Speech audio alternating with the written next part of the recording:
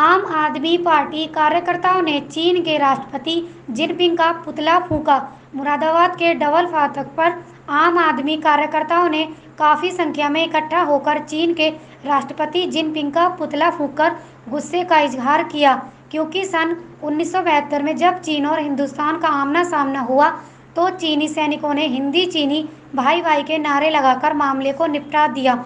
लेकिन अब आखिर क्यों चीन के मन में इतना गुस्सा फूटा कि जो हिंदुस्तानी निहत्थे सैनिकों बंधक बनाकर हत्या कर दी। इसी को लेकर देश की जनता देश के प्रधानमंत्री को विश्वास दिलाती है कि देश की जनता आपके साथ है।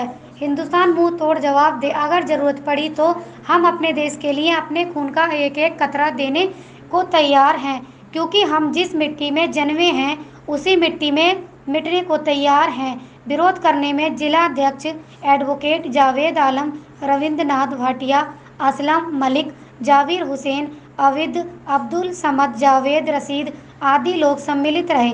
मुरादाबाद से ब्यूरो चीफ शाहिद हुसैन की रिपोर्ट।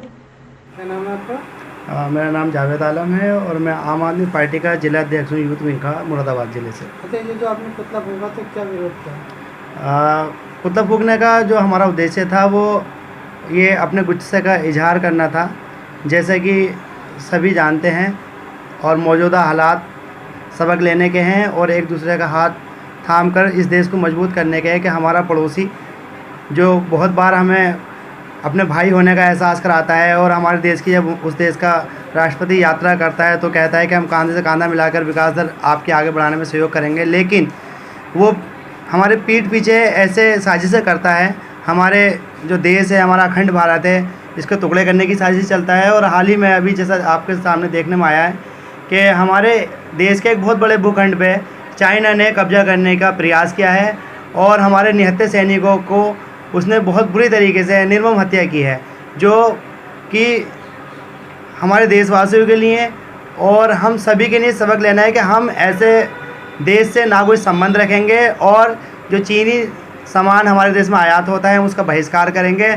और बहिष्कार करने के साथ साथ हम अपने देश को इतना मजबूत करेंगे, वो प्रोडक्शन हम अपने देश में करेंगे कि हमें चीन जैसे देशों से सामान ना मंगाना पड़े। तो कल हमने आम आदमी पार्टी की हमारी सभी विंग ने, साथ में यूथ विंग ने, हमने चीन के राष्ट्रपति का, चीन सरकार का पुतला फूंका है, जो कि हमारा गुस्से का इजहार करता है।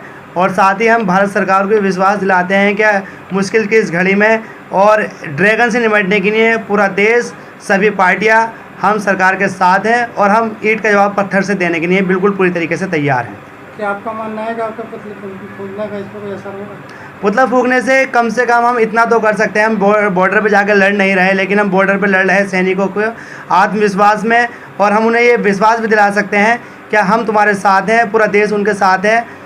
क्योंकि अगर बॉर्डर पे खड़ा एक सैनिक अपनी जान की शहादत देता है, शहादत को नसीब करता है, तो वो हमारे लिए करता है। और हम इस एहसास को ज़िंदा रखने के लिए हमने पुतला फूंका है, ताकि हम एहतजाज जाहिर कर सकें और अपनी सेना को ये एहसास करा सकें कि पूरा देश उनके साथ है।